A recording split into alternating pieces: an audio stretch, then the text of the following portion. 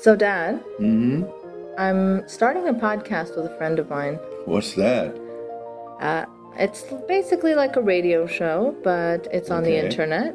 Okay. Make sure that that program doesn't contain controversial subjects, and you're not impolite to people. Oh, definitely not, Dad. You know me. I'm never, ever controversial or impolite. Yeah. Okay. Yeah, you don't really believe me, do you? Oh, yeah. You don't. Welcome to Polite Conversations with Eiynah and Paul. We promise this to be a place where there will be nothing controversial ever discussed by anyone about anything.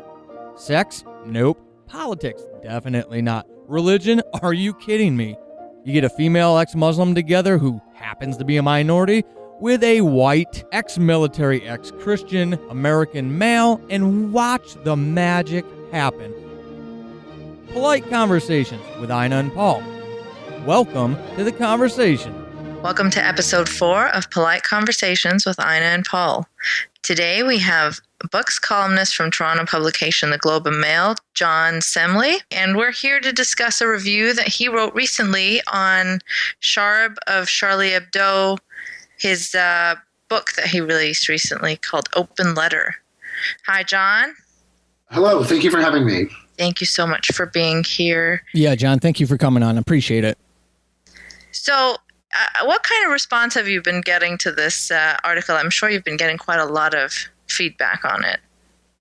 Yes, I have, and it's interesting to me. A lot of the negative feedback comes on Twitter, and a lot of the positive feedback comes from people who bother to take the time to find my email address and email me thoughtful responses instead of just saying that I'm an enemy of liberalism and a hipster Islamist.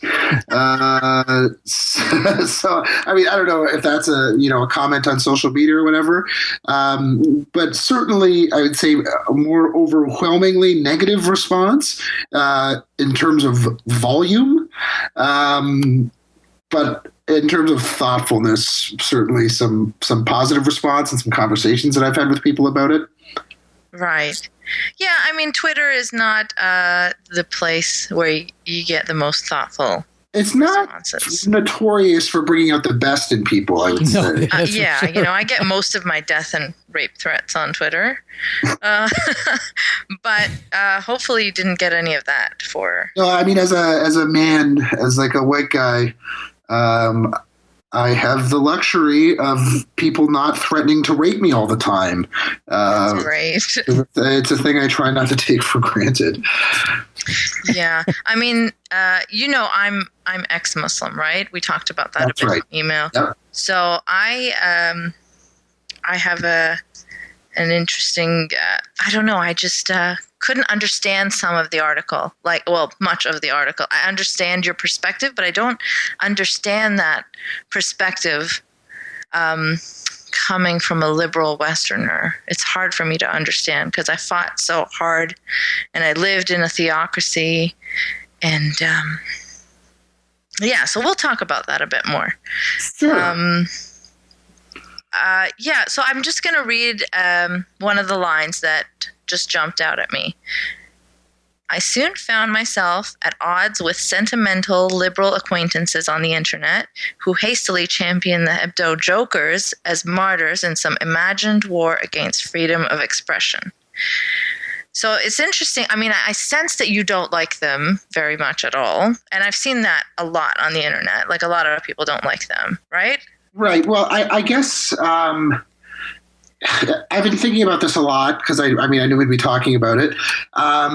And I think when it boils down to it, the thing that I found confusing and then infuriating, and that sort of feeling of being appalled never really went away in the intervening year and increased certainly when I read Charb's book. But I was really kind of riled by this idea that, I mean, I'm not a tyrant and I'm not a fascist, I'm more an idiot. I mean, I know that freedom of expression and freedom of speech is a good thing, but I feel like when this happened, all of a sudden people confuse that idea of agreeing with the right to say something and agreeing with the content of what was said. And the way that papers around the world were sort of republishing these Charlie Hebdo images. There were, though. So many papers refused to publish it. Did anyone publish it in Toronto? I don't think so. In Toronto, I don't think so. But I mean, across Europe, certainly websites and stuff in the States. And again, just like, kind of seeing, like I said, friends and acquaintances who are like, oh, this hits close to home because, like, me and my friends love making jokes. And it's like, to me, and again, I can't stress this enough. I'm not saying at all, like, they deserve to be killed or their lives are pointless or something. I would never say that about anything. But I think that, like, they became these sort of martyrs for liberal values, where to my mind they seemed like racists and they seemed like bigots. And if someone was like gunned down who made racist African American cartoons that they distributed on Stormfront.com, would that elicit the same level of kind of hand wringing and the sort of insane levels of protest and I suppose protest isn't the right word in France, but the memorial they had, I don't think we see that reaction. And I think that is accounted for in some way by the place of Muslims in the Western world. Well, okay, so I'm very much against anti-Muslim bigotry. I battle idiot anti-Muslim bigots on social media all the time, and I get hate from them as well as conservative Muslims. So I'm kind of sandwiched in between, where I'm trying to fight for my freedom of expression, for my right to disbelief from within my community, and I'm also getting attacked by anti-Muslim bigots. So I'm very sensitive to anti-Muslim bigotry, but I think that there has been, so much misunderstanding around Charlie Hebdo. Firstly, I'm an illustrator, and I've received death threats for my illustrations. Part of that is why we couldn't meet in person as well, because I stay anonymous because of the number of threats that I get.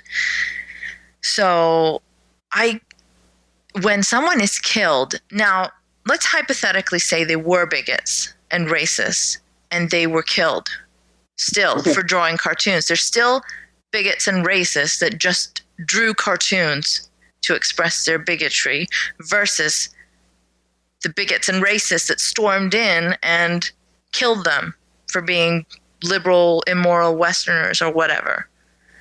Yeah.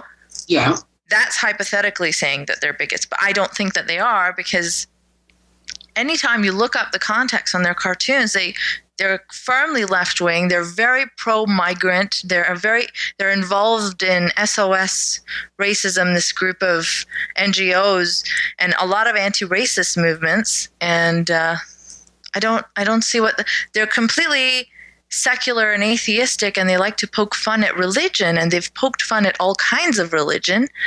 So. Okay. Yeah. I mean, first of all, I don't see how a cartoon that's like, has Boko harem sex slaves on the cover and is making fun of them wanting welfare money. It was making fun of the right-wing perception of them. Yeah, but there's context that's lost. Like, for example, I am a Pakistani Canadian sex and religion and politics blogger, and I write a lot about sex and freedom and things like that. But sometimes, to make my point, I'll make like posters, graphics that seem like completely anti-sex, and like I'll be like masturbation kills puppies or whatever, just as an example. If someone that does not know my background looks at those, will think I'm some hardcore religious anti-sex person that is very against masturbation. So I think in that sense, because these cartoons traveled so fast around the globe, people did not understand the culture and the context associated with them. They're usually mocking things that the right wing in France have said or their perspectives. I understand that, but I'm not oblivious to the history of France at all. And it's like this idea that they're secular and that they're atheists, those being inherently positive, progressive values, it's just something that I don't necessarily agree with. And a lot of the sort of the backlash to this, I mean, I'll say for the record, I was raised Catholic and I am an atheist. I don't believe in God, or I believe that there is no God, but I certainly don't identify with this strain of sort of Richard Dawkins, Sam Harris, all these people who are being quoted at me on Twitter, left, right, and center, style of new atheists who essentially use a form of secularism, I think, as a mask for anti-Islamic sentiment. I think there are those people that exist, definitely. Yeah. And I'm very against those people, and I battle those people all the time, and I write about them. But I don't think that it's fair to characterize Charlie Hebdo and even Dawkins and Harris. I think they're often mischaracterized as that just because they're a bit louder and a bit more firm about their atheism. I don't think that they hate Muslims. In fact, they support ex-Muslims. They talk about anti-Muslim bigotry all the time. But yes, they can do more. They should do more. And I'm, I wrote an open letter to Sam Harris asking him to maybe step in and clarify these things. So we'll see. He said he's going to write back to me. I'm hoping that he will. But anyways, back to Charlie Hebdo. So, yeah, I just feel like, isn't it unfair to kind of turn the spotlight on the slaughtered, the brutally murdered, just for the crime of drawing? Yeah, but I mean, this again, to clarify, I'm not writing out of the blue an op-ed on the anniversary of Charlie Hebdo. I'm reviewing Charb's book. Mm-hmm. The subject of the article is Charb's book. If if I was reviewing a book by an Islamic militant, I would shine the spotlight on the Islamic militant. But that wasn't the case.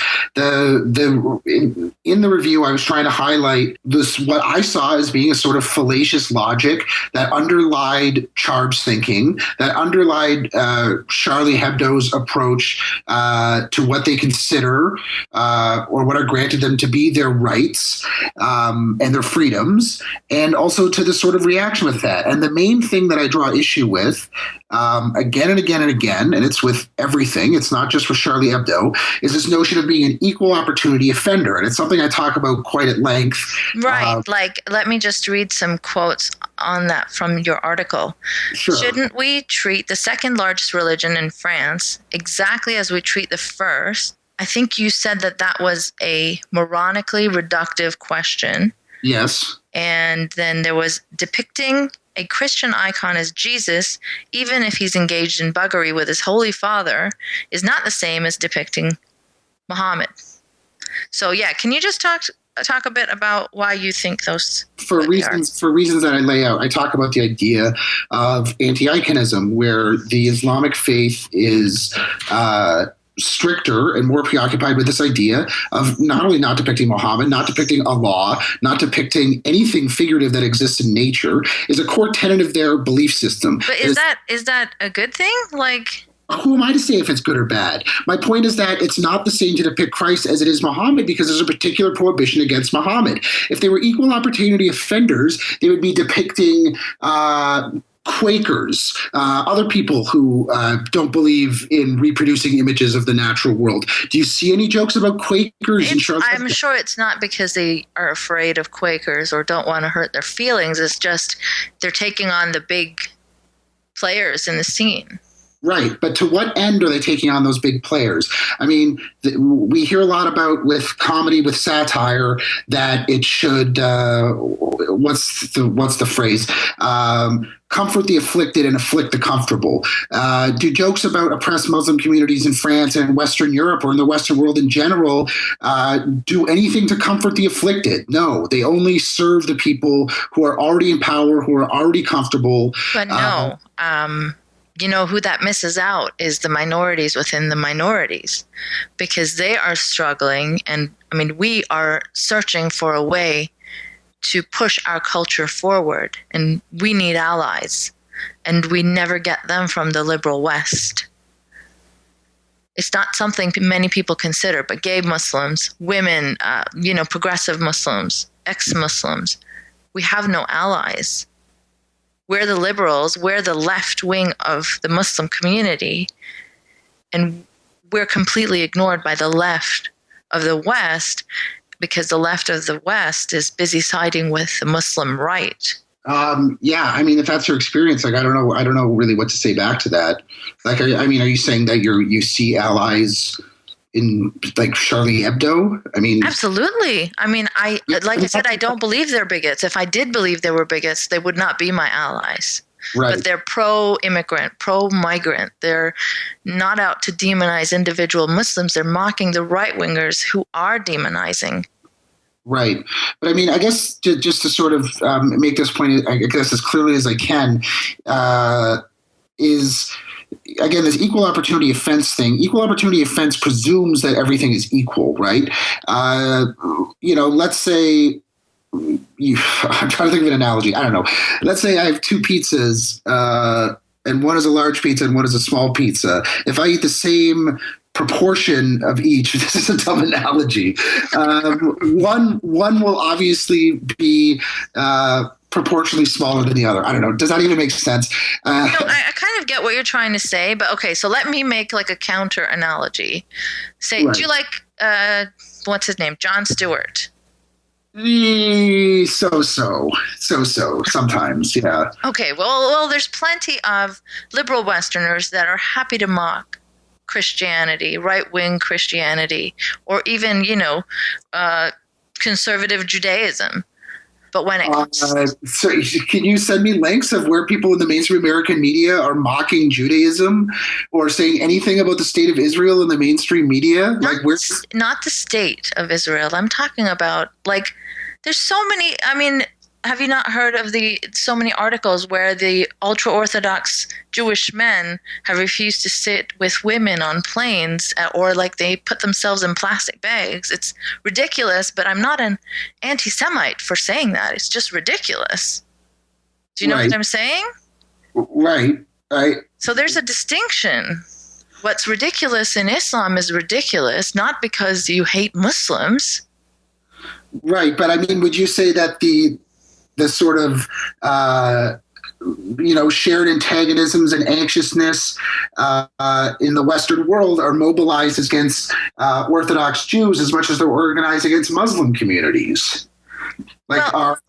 Sorry, go on. It's true. Muslim communities now are under fire. They are in focus, and they do experience a lot of bigotry, but there is a lot of anti-Semitism too. And there's a lot of anti-Semitic crimes and that kind of sentiment as well.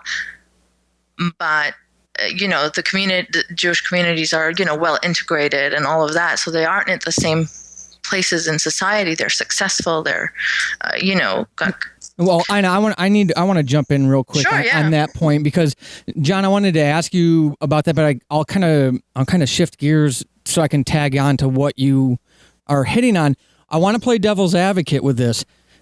Maybe, do you think when we're trying to make this comparison between those two communities, fundamental Judaism, and their pockets of populations, and then those other pockets of, whether it's we're talking about North America or somewhere in Europe, of Muslim populations in certain city centers and whatnot, can we not argue that possibly the reason we see those types of reactions maybe more towards Muslim populations is because of these very actions that we do on our end? And I'm not pointing at you specifically, John, but anybody who brings a voice against Charlie Hebdo or its ilk, and then make special inclusions for this population. You can't compare Jesus to drawings of Muhammad, etc. So you're making these special conditions for this special population.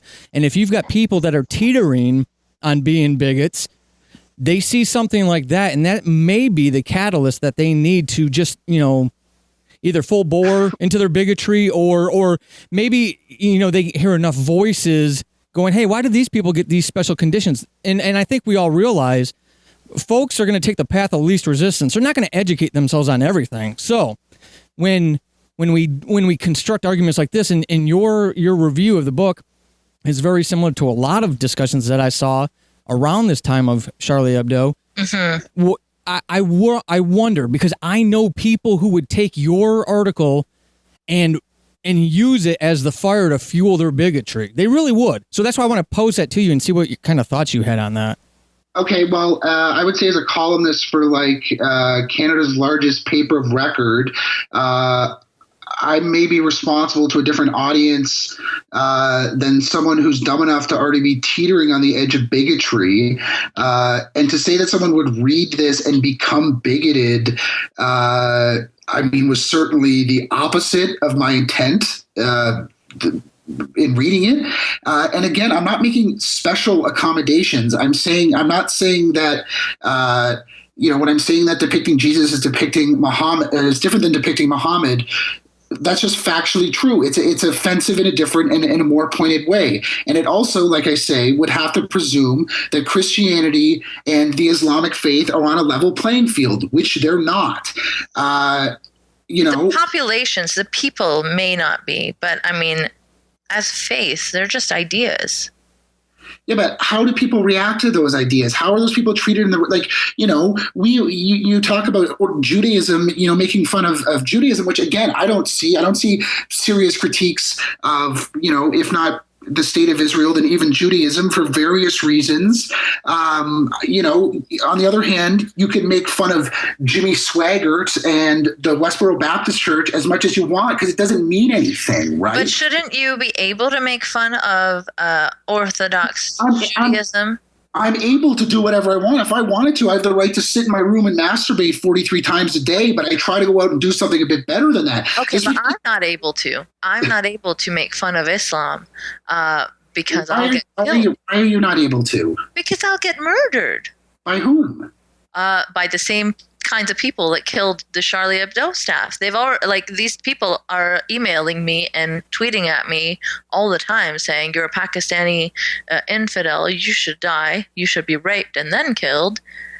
And I want to jump in here real quick because it's Eiynah's not, this isn't just, oh, woe is me anecdotes. John, I have another show that I've done where I interview ex-Muslims from a secular atheist perspective, and what you hear Eiynah saying is a lot. I hear this. I've heard this far too many times for my own liking. This is a very real thing.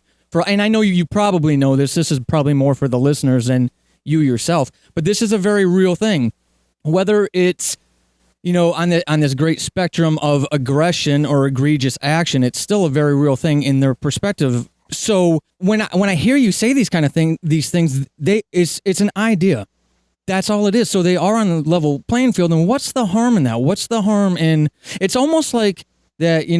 My friend Faisal Saeed Al Mutar will probably sue me for using his line, but it's that that almost like a racism of lowered expectations. That just because someone's a Muslim, they can't sit back and go, wow, this is really critical of Muhammad. I'm offended. Wait, why am I offended? What has me so upset about seeing a drawing of my prophet and having them do that exploration? Is that such a bad thing? No, but this presumes that it leads to a sort of path of enlightenment that is totally a-religious, and that you can't live with your faith and you can't have these beliefs and you can't be offended by it. Muslim people have a right to be offended by these things. Sure, but let's be offended maturely. That's what I would want from my community, to get to that point where we can deal with offense the same way people learn to deal with being offended by Jesus drawings or, piss Christ or whatever. Right, but I'm saying, okay. We suffer so much, in terms of the arts, Book of Mormon. Have you ever seen that? I know the gist of it. Yeah, I haven't seen it. You need to go check it out. It's awesome. It's amazing. Well, I thought it was brilliant. I loved it. It's absolutely brilliant. I just, really at a loss for my community that we don't get to have these things, these expressions, because we forbid them. I grew up in Saudi, and though they had photo development places where you take your camera or your negatives, whatever, back in the day, but you were not allowed to take photos publicly. Now that there's smartphones, obviously they can't control it. But I remember, for a school project or whatever, I wanted to take a photo of some buildings or something, and we had to hide and do it. My dad was fearful, get in the car and kind of secretively take it, or he'll step out and kind of shadily take it. It was just taking a photo of a building. which we needed for school, but taking photos is not allowed because that's like idolatry. But they have photo development places. So why do they have those?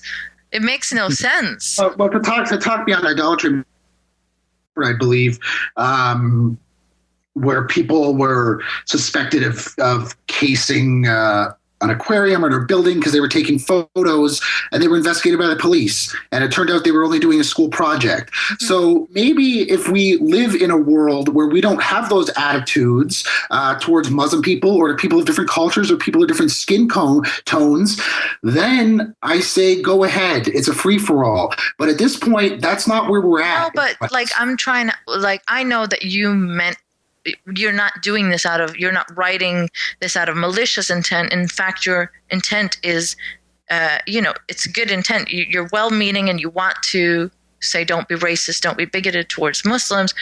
But I think, as Paul was saying, in the end, it is like treating us with kid gloves, like we don't get to sit at the grown-up table. We don't get to, move forward in the same way. If we keep being treated like that, we can separate bigotry towards people from critique of ideas is something that I always want to stress. Like, I would love it if people called out the faults of everyone. Right. So we just drop tribalism and just openly accept the issues within our communities, and we don't get defensive when someone says, well, Islam is homophobic. Like, because I'm sorry, it is. Catholicism is homophobic. I'm sorry, it is. Does that make me a bigot? Because I'm not Catholic? Yeah, no, I mean, I don't think it does. I don't think that makes you a bigot. I mean, I obviously think we should discuss all these things, and the way that you're speaking about it is sort of precisely how Charb writes about it in the book, where he's like, aren't the real racists the people who think that Muslim communities can't take a joke? But it's like, and I agree, again, the thing that I want to stress with this review and in general is that all these things that you're saying are fundamentally sort of hypothetically in a letter of the law type way true. But I think that what that sort of spirit forgets is real stuff of lived existence where things aren't equal. But I am that lived existence. Right. Oh, no, yeah. I mean, I'm just saying that, like as we discussed before, I mean, Muslims, Christians, the Hebrew faith, like they're not on a level playing field in the West. And I don't think that this is also the same narrative that the fascists from my community used to stop me from expressing myself freely, from me having freedoms as a woman, as an illustrator, as a writer. I mean, yeah, I want to have those things. Why shouldn't I be able to mock Muhammad? I mean, well, again, you can, of course you can mock Muhammad. I mean, the other thing is, like, we're not talking about like an ex-Muslim Pakistani woman doing it. We're talking about like pudgy white French intellectuals like drawing Muhammad's asshole all day. Whatever. I mean, for all we know, he's not even real. But, here I got, John, I want to share something with you and have in response to that. So what if it is a pudgy white dude in the middle of Paris doing this, if he is manifesting this freedom of expression for those voiceless people who can't have it, who look towards those things as a beacon signal of hope, if nothing else, something to anchor on. And I say that because when I was doing my older version of the show and exclusively focused on Islam and the ex-Muslim voice, I had a conversation with somebody who stayed anonymous, who did some writing, but she was really looking to do a podcast. And no, Eiynah, I'm not talking about you. This is somebody completely different. And I asked her, I said, for me, I'm coming from your same perspective, white Western male. So when she said this, I was like, why don't you? I mean, it's not even something to think about. Just go do it. And for her, it wasn't even a reality. She had to see other people. And then incrementally, as more ex-Muslim voices came out, she felt stronger to the point where she wanted to start writing, but she still didn't feel, I don't remember her, exact words, but she didn't want to stick her neck out there to really put a voice to her voice, if you will, because she was worried about the reaction, both from the left, from fundamental Islam, etc., her cultural circles, etc. So when it comes to this, is that so malicious that a pudgy white Parisian does that in the vacuum where there is no one else doing that? Well, again, as I said when we started, I think it's a different thing. I think it's a different thing to say that, yes, they can do this. Yes, they can do it. They have the right to do it. Right. It's noble and valuable and essential to democracy that they do it. Does that mean I have to agree with it at all? No, and let me tell you, for the record, I think that their cartoons are they're crass, and I wouldn't, use that technique to draw attention to things. They're not my favorite cartoonists in the world, but in principle, I think they are heroes because of what, I think that's so sad. That's so sad to me. Why is that sad? Because even if you're talking about France, you're talking about a place where people bound together and kicked out the monarchs and the wealthy to create a more free, more egalitarian society. And in the 21st century, our liberal heroes are people drawing the Prophet Muhammad's asshole. It's a joke. But okay. But you know what? I mean, it is so important to me that people mock bad beliefs, because I have been oppressed directly by living in a theocracy. We had morality police where I grew up. They walked around with canes and smacked the ankles of women whose headscarves slipped down.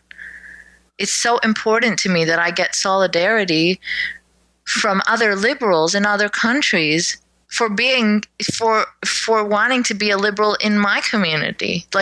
Does that, do you get what I'm saying? Yeah, I understand what you're saying, but again, I just don't think that sort of mocking a population who in France... Not mocking a population. Muhammad and the population are very different.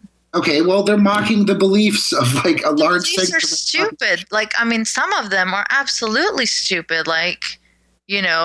Women getting half the inheritance. These things deserve to be mocked. Women should cover themselves up lest they provoke the lust of men. And, men should be responsible for their own lust. Why shouldn't I mock that? I'm a very strict critic of the niqab, and I'm going to guess that you were very pro it during our country's debate. You're guessing that I'm pro niqab? Not pro niqab, but pro the people, the niqab. I support anyone's decision to want to wear whatever they want on their face when they're taking a citizenship oath, if that's the question. Right, that's the question. However, it's not equal, right? If I can't wear a Satan mask in court, why can someone wear a religious... Do you honestly believe? Do you believe what you're saying when you say it? Of course but why would I not? But do you understand that there's no stakes to wear a Satan mask? There is stakes for me, though. Of course there is. In your case, but this is a difficult argument for me to have because I'm trying to simultaneously argue against Charb and against you, who share a set of beliefs, but whose personal experiences and the ways in which they might be targeted, I presume, are very different. Absolutely. I don't know. Yes, but in some ways we're targeted the same for being... illustrators. It's the same kind of targeting, except I'm a woman and I'm an apostate and I carry the death penalty, according to many Muslims. Okay. It's just a sin to leave Islam, that is punishable by death. Right. So, yeah, I mean, I don't know. So who's going to be on my side saying this is a ridiculous belief, that I shouldn't die for not believing? Yes. I mean, again... I don't we're just kind of at loggerheads, right? If you want to find that value in these things, you have the right to do it. But I don't share that belief. Anyways, and as a sort of argumentative Hail Mary with stuff like this, it always is ironic to me that these guys can draw buttholes left, right, and center and be hailed as heroes of free speech. But if it's not that you're focusing too much on the butthole. what I always see. That's not the focus of why they're heroes. Like, they're not heroes because they draw buttholes. Look, Catherine the Great said, you fuck a horse once, you're a horse fucker for life. You draw one Muhammad butthole, you're going to be known as the guys who draw Muhammad buttholes. I don't know. That's just the way it works in my brain, right? My point is that when I critique the value of doing that, exercising my own right to say whatever I please. I'm not saying that you don't have a right to say, I think everyone has a right to say what they want unless they're inciting violence. But you don't think that stuff like this incites violence? I mean, you don't think that like drawing buttholes incites violence? Well, no, I'm saying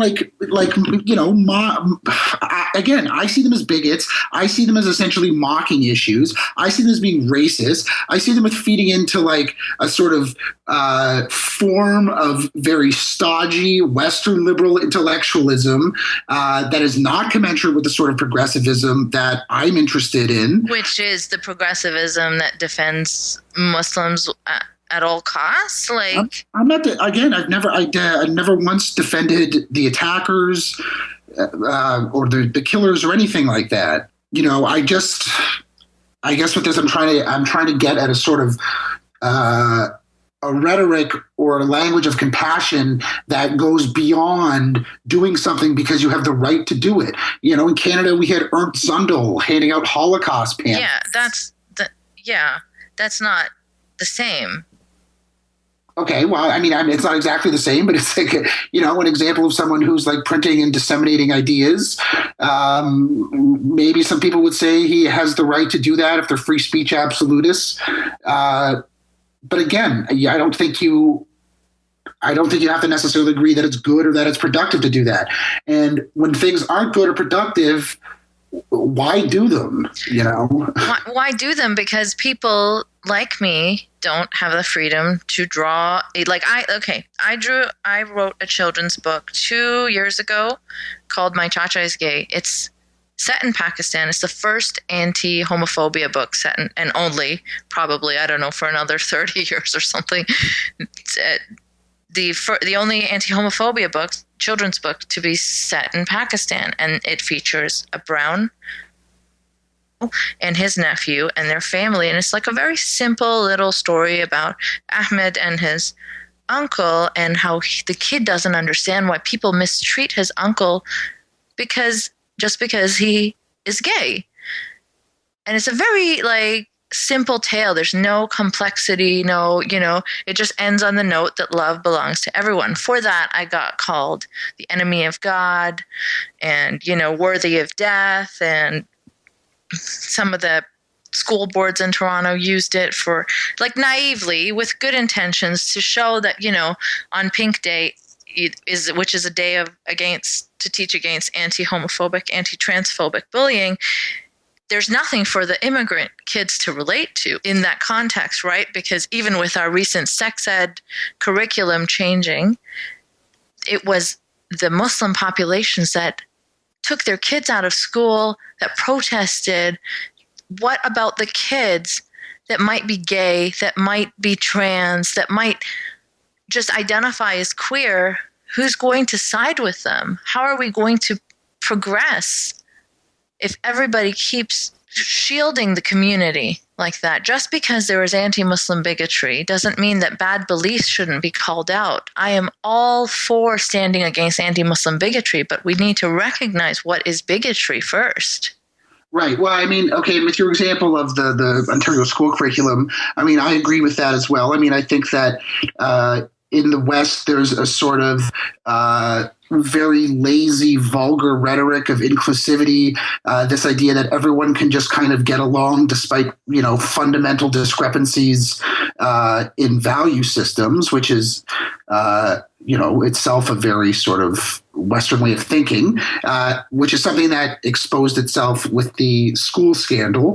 But again, I think that the way to sort of the way to mend those gaps and to build those bridges is through I don't know, productive dialogues like this or something. Yeah, well, I think this is not by antagonizing. And I see, I see Hebdo as being antagonizers. But it's like, and I also think they're stupid, and I think that they're racist. Problem. We have different tools for it. Like this is one tool, a dialogue. But you know that liberal Canadian media won't really air perspectives like mine very often, because I can't easily be put in a white opponent, bigot, whatever box, right? They don't air, like, they always portray this caricature of Muslims, like a hijab wearing conservative person they're not the liberal Muslims that exist, that have left countries that have imposed niqabs and hijabs on them. They don't approve of these things. This is what they left behind. And yet this hijab and niqab thing is being trotted out as some liberal symbol of solidarity with Muslim women. Yeah, let's wrap our heads in misogyny and be, against anti-Muslim bigotry. Yeah, of course I don't endorse like the bigots that are like pushing women in hijabs and ripping their scarves off, but to not recognize that this covering of women is like segregation. It's sexist. To not recognize that and to celebrate it, they're cool or whatever, it's not okay. You're empowering our right wing. For anyone saying it's cool, I'm thinking, look, this is an entirely different issue. But I think that when that was happening, what people were saying is that they respect people's rights to do things like this in the same way that like Sikh RCMP officers can wear their turban. It's not the same because it's not sexism. Right. Okay. But if a woman is choosing, and you can debate what things that choice is informed by. Is it informed by a sort of patriarchal, sexist religious institution? Perhaps. I don't really know enough about the culture to be able to say that. All I'm saying is that if someone wants to wear a hijab or a niqab when they take their citizenship oath... I'll support them if it's the hijab, because, that's not imposing on me in any way. But the face covering is really different because no one else gets to cover their face.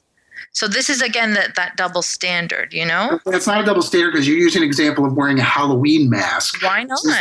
Because it's not particular to any sort of religious faith. Why does it have to be? This is the problem with atheists like you, right, or non-believers, is that you're so convinced that your atheism is like more noble or more intelligent or than any other religious system that you totally forget about the compassion of it. It's like the people wearing flying spaghetti strings. Okay, so wait a minute. I should keep in mind the compassion of the garment that the morality police caned women for where I grew up. Well, look, I don't know if that's necessarily the case. You can have your opinion on it, but I'm saying that I feel like that you have to understand in some sense that like a garment that's part of someone's religious heritage and their expression of their faith and their identity. It's my religious heritage.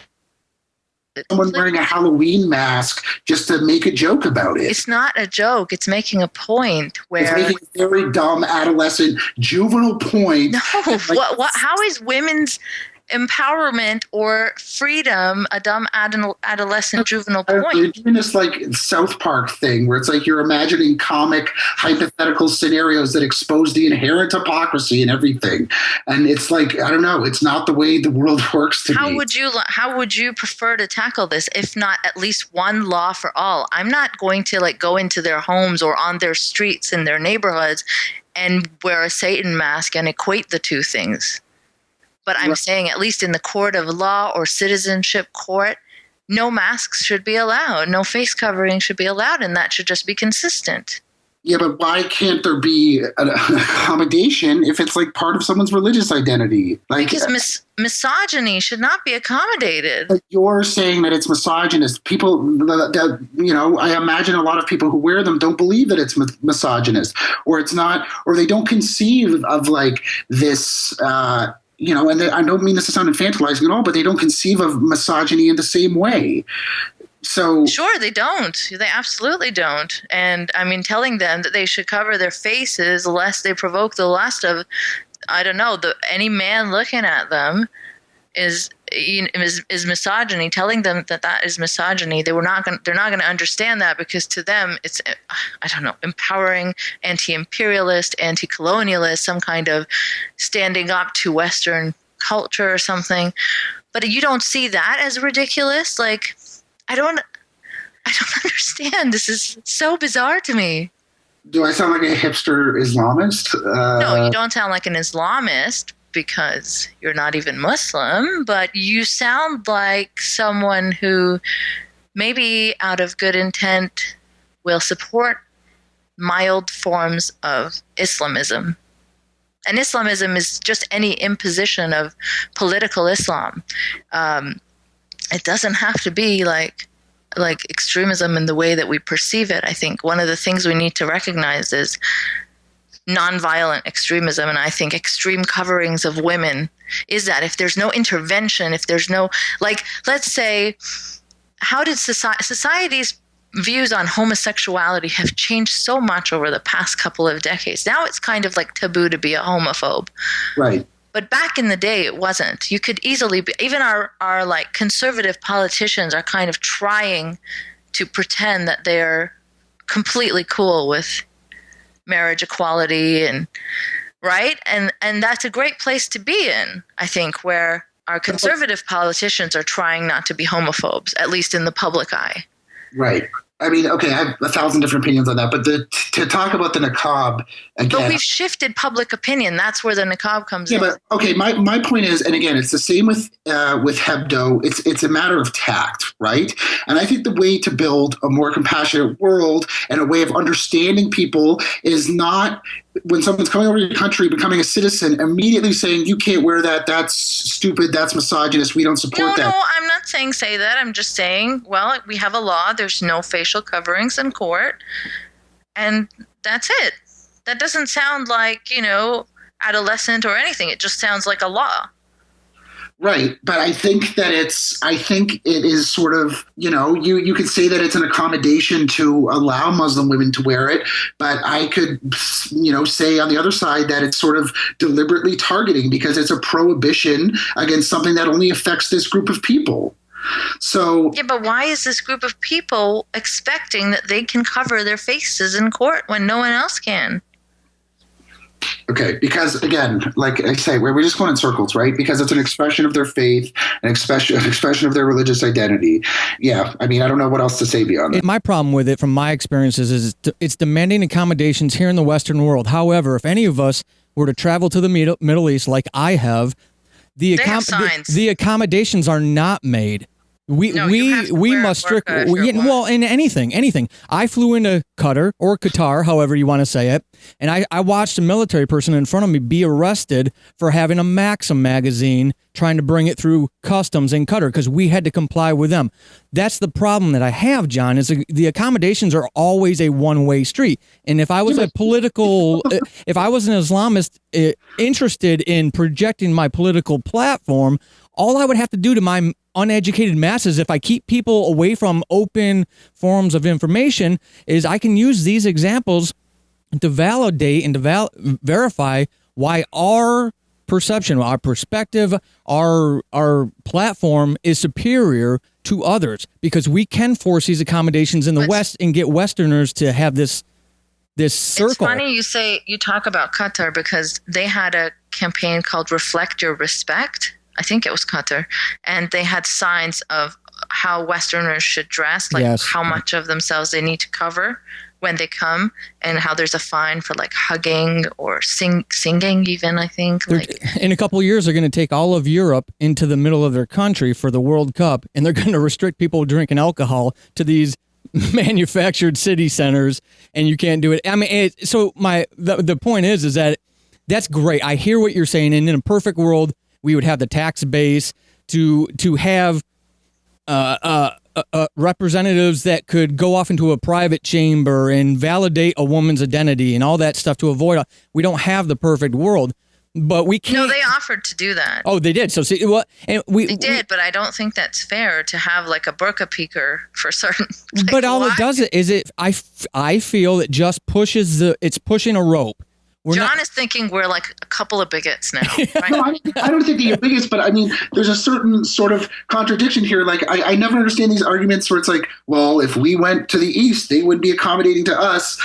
Well, it's like, okay, if you love the liberal enlightened West so much, why are you against trying to make it seem more liberal and enlightened by embracing other people's differences? Like, I just don't understand that thinking. And as far as burqa peeking, like, it's not like, first of all, it's like, what, 3 women in question? Like, it's not like a cartoon where they're showing up at a border. No, I understand, but I mean, in principle, it's just why should there be someone specifically put in that position just so that they have the privilege of having their burqa peeked under? Like, it's really one accommodation after another for right-wing bigots. If they are choosing this, they are extremists and they are right-wing bigots in the Muslim sense. This is not what your average Muslim is like. Our community is being misrepresented by these people, and it is being taken over by these people and radicalized by these people. And these are the people that we are now in Canada bending over backwards to accommodate. Right. I mean, I don't think we're bending over backwards if we let 3 people take a citizenship oath without removing something from their face. I don't think that is like... They're winning against the federal government. Why is it a fight? Why is it who's winning, who's losing? Like, I don't understand this. Because they want to hide their faces in court. It's a ridiculous request. So what? Like, why does that matter? What is it? It's not like a little rascal. Did you make that accommodation for a KKK person? I wouldn't make that accommodation for a KKK person, but again, I'm saying that these aren't relevant comparisons. Like, they are relevant. They are relevant. No, there's no equivalence between someone taking a citizenship oath in a KKK mask and someone taking a citizenship oath in a burqa or a niqab. Oh, there is. Okay, John, I disagree. John, because it's a symbol of hate. I mean, you're not a woman, a brown woman, who's lived in a theocracy, who's seen morality police hitting women for not covering up enough. And that is the people who are wearing it are political propagandists. I'm not talking about the people that are forced into it. I'm talking about the people that willingly flaunt their privilege to choose it. They are supremacists in a certain way. They look down on women who do not cover themselves as sluts. I mean, I'm talking about our internal community. Like, this is just how they are. They are supremacists. They are extremists. They're very much, I see them a bit like the KKK, and they upset me like that. I'm sure the KKK would upset you, right? So obviously it would, yes. I mean, like so again, to sort of get back to the beginning here, the way to sort of mitigate and resolve this tension amongst Islamic religious extremists or fundamentalists is to doodle their prophet's rectum and wag it in their faces. There you are with the butthole again. I'm talking about like the most famous cover that they had, like of but I like, again, of literally all the tools that you have, I don't see why this is being like pitched as a valid and heroic one. They got killed. Of course it was heroic. If I'm crossing the street and get hit by a car, am I a hero? No, because no one is going to hit, like, I mean, in that situation, it'd be an accident, right? Or are you talking about being purposely hit by a car? Then maybe. No, but again, to use the example that I use of, like, Stormfront American racist doodling. No, but the example was it the New Yorker that had the cover of Obama and Michelle, like, fist bumping, wearing terrorist gear or something. Do you know the cover I'm talking about? I do, no. Okay, so they're like dressed up as terrorists and they're fist bumping, but if you look at the cover, you're like, oh my God, how racist, how awful. But they're actually mocking the kind of Trump perspective, like, where's Obama's birth certificate? Is he a secret Muslim or whatever? Right. But they don't say it on the cover, but they draw them as that. But they're a left-leaning, magazine. So you assume that, like, that's the intent of the cover is to mock the right wingers. Yeah, and like I understand what irony is. I mean, yes, that's what Charlie Hebdo is doing. Right. I mean, I don't see it that way. And like whether their intent is to mock the views of the right or whatever. I mean, if you look at like what it's like in France right now, what it's like in Western Europe right now, especially in the past, like and it's getting worse with the anti-immigrant, anti-migrant sentiment in Europe, and that's getting worse and worse because it's the liberals that are not speaking about these issues. But did you see the cartoon? Did you see the cartoon they did after what happened in Cologne, where they're like, oh, the Turkish boy who was on all the papers who drowned and was dead on the beach, he would have just grown up to be. Yes, again, they're mocking what right wingers are. Yeah, but that's like such like lame satire to me. It's like I don't think it's particularly excellent. I certainly wouldn't personally draw a picture of that dead baby myself, whether it's satirical or not.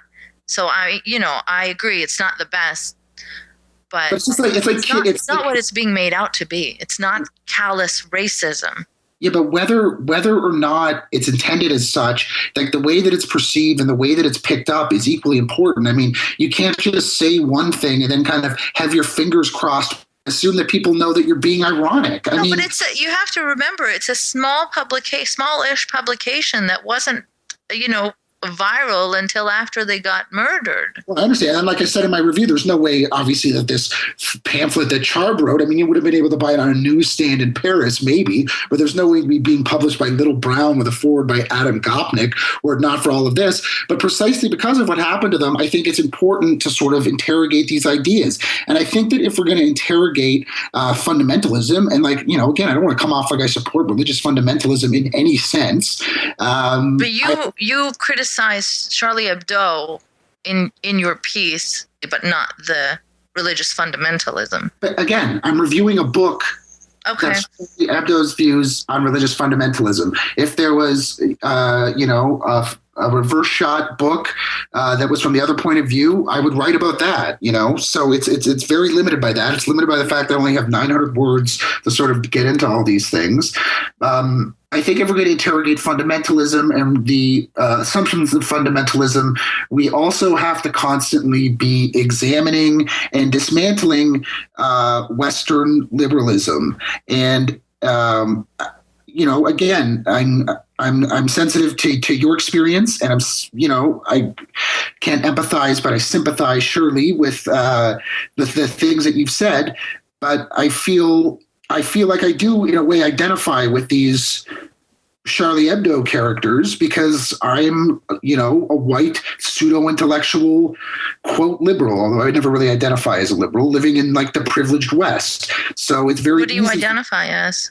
I don't know, a progressive, third way. I don't know, but so it's very easy to imagine myself being Charb. When I was a kid, I used to want to be an editorial cartoonist, but. So I think that coming from that sort of same position. So do you draw? I doodle, yeah, I don't know. So, I mean, if you were told you were not allowed to draw one specific thing, wouldn't you want to draw it? I don't know. I don't know. I think that there's this sort of,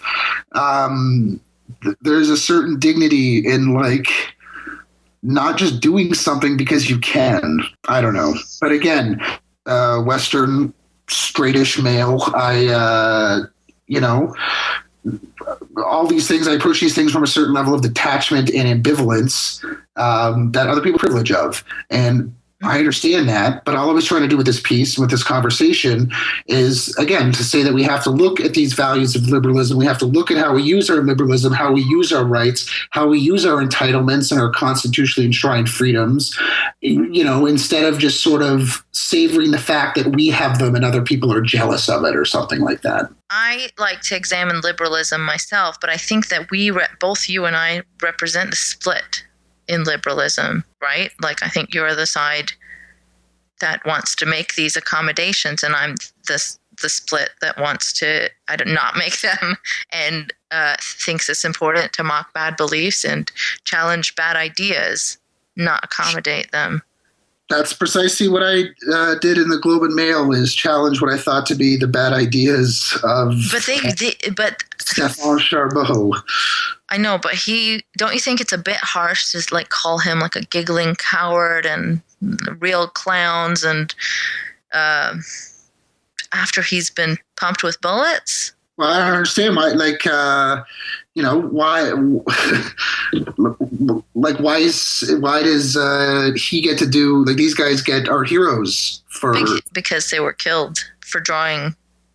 So if I were to die, I'd be a hero then for making fun of Charb? Like, is that how it works? If French cartoonists were an angry, violent group that wouldn't allow you to make fun of French cartoonists, and you died making fun of French hero. Well, again, I'd be happier to die on that hill than to die on the hill of, Boko Haram caricatures and, again, flayed buttholes.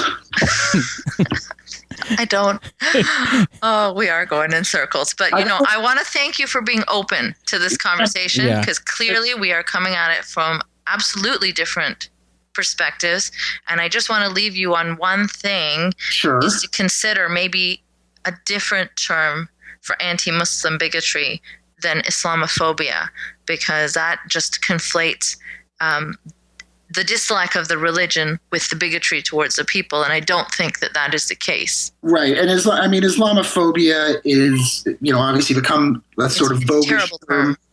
I agree. When you're writing stuff like this, you're using the best word to express a concept that people understand, I guess.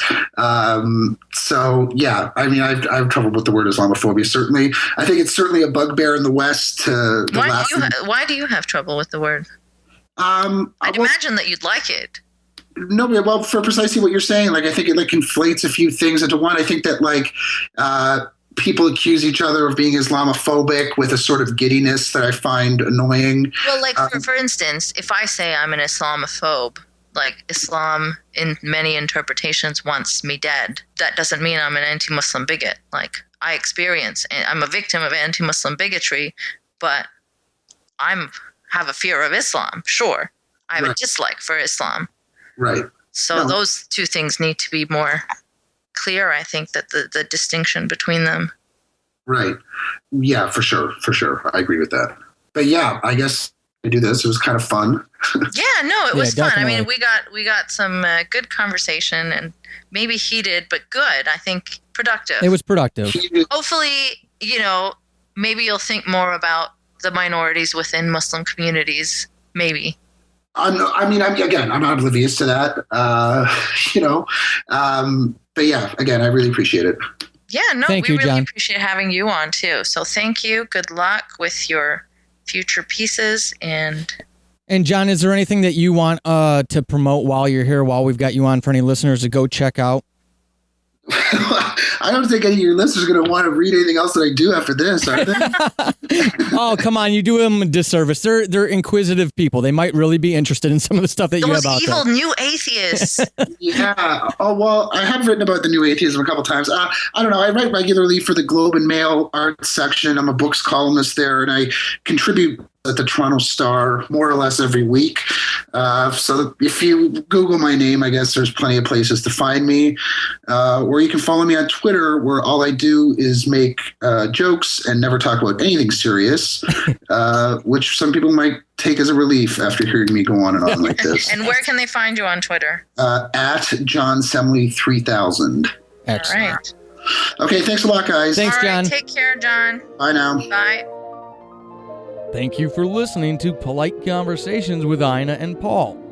Are you interested in sharing your thoughts and opinions with Eiynah or Paul?